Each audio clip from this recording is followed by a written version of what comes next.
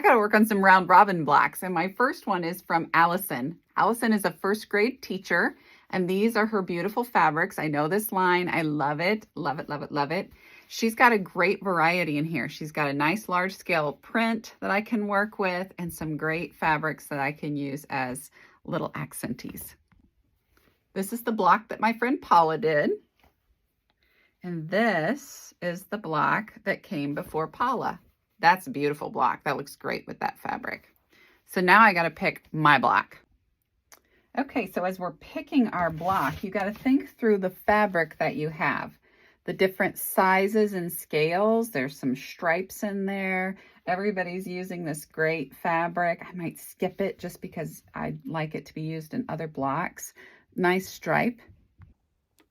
The other thing to think about is the blocks that have been made are really classic. They've got great lines, great points.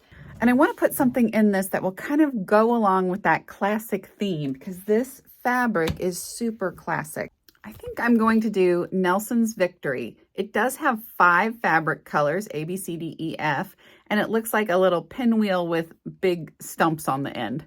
But I think it would work well with some of these smaller print fabrics, and I can even mix in that line on the corners. So I think it'll look really cute. Before I start, I'm going to put all this back in the bag so that I don't mess anything up. So originally I was thinking I'd do all my A's in one and then B's in either. But look, my B and D can be the same color. My C and E can be the same color, and then I can use those as cornerstones. So it gives me a little bit of flexibility when designing this block so that I'm not just putting a whole lot of color and a whole lot of pattern into something. So instead of the 5 fabrics, which I laid out first, I think what I'm going to do is cut this down to 3 fabrics. So I'll have A, B, and C.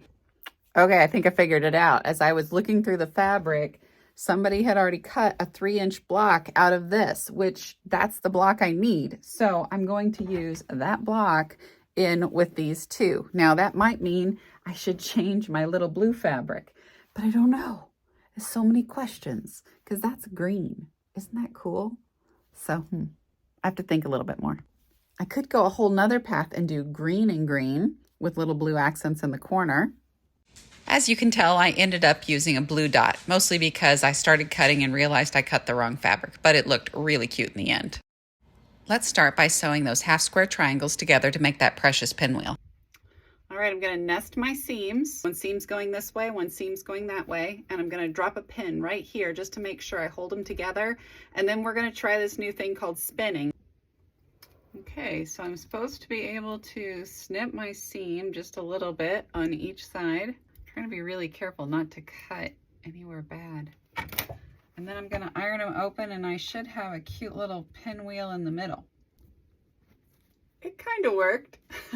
Not perfect, but it's okay. I'll take it. Let's sew together those side blocks. I did 2 groups of 3, 1 group of 2, and 1 group of 4. I don't know why, but it worked. I also ironed open my seams. To do that, just use your finger to open up the seam and use your iron to press it. All right, now I'm going to sew the top here because of how I laid this whole funny thing out, and then I'll sew on the sides. Be right back. I sewed it on the wrong end. That's wrong. I'll fix that. Sew it on this way so the colors line up. Sew that final side on and you will be done. Just pin those seams real good like this, zip it through your sewing machine, and you will end up with a beautiful block that you can send on to your round robin buddy.